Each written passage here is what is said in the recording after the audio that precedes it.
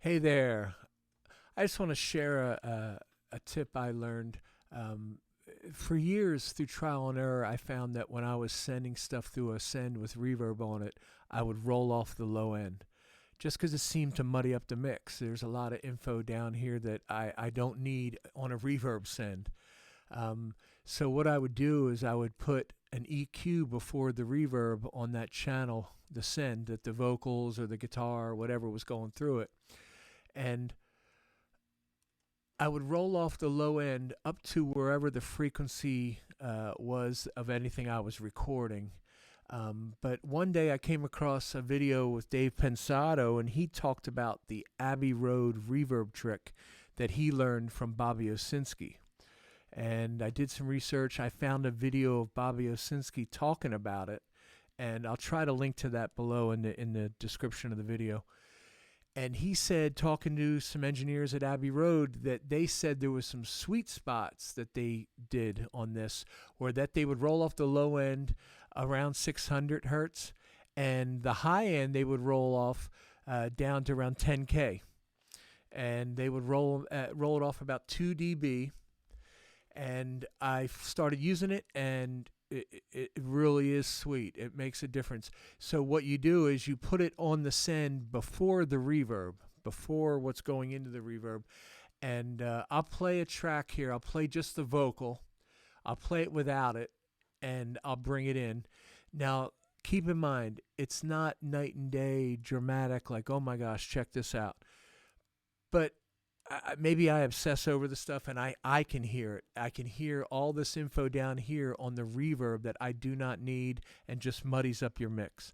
Okay, so first off, I'll play it without it, and then I'll engage it here, and you can see if you can hear the difference. All the time this feeling comes over me is, yeah, when I'm breathing. Now with it. A consuming desire for a change of scenery. I wanna turn the page, wanna hit the road. I wanna be free.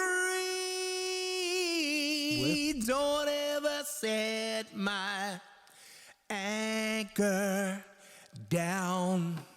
Now, I can certainly hear it. As I said, I hear it more in the low end. It's not by itself. You can hear it. When I bring it in with the track, it's definitely not as dramatic, but you should be able to hear a difference.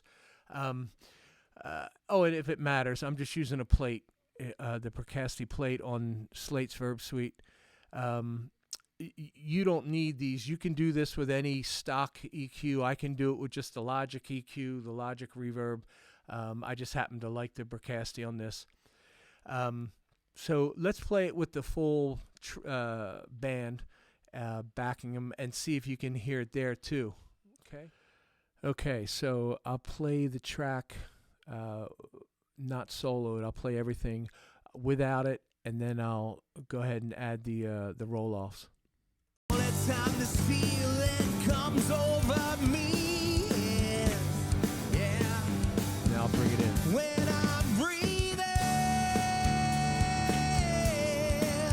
Without. a consuming desire for a change of scenery. I wanna turn the page, wanna hit the road. I wanna be free. I can really hear it on my end, especially the low end. All this information down here that I just don't need in the mix. It muddies things up. Maybe if it was a singer-songwriter, just acoustic guitar, I might leave a little bit more of this. But with a full multi-track, it just muddies up for me. Your mileage may vary. One other thing I will mention, too, in the Bobby Owsinski video, he mentioned they also notch around 2K, anywhere from 2 to 4 dB. So try that. If you were to bring this up, you'd hear how you get more of that honkiness and that what I like to call like a long haul, that mid-range sound that I don't like in reverb. This takes it out and cleans it up nice. With different types of singers, you might slide this around a little bit. If they're a little more whispery, softer female voice, you might take it up a little bit. Or don't notch it because you might like more of that breathiness. So this is just the way I like it. So try it, check it out, see what you think, see if it works for you.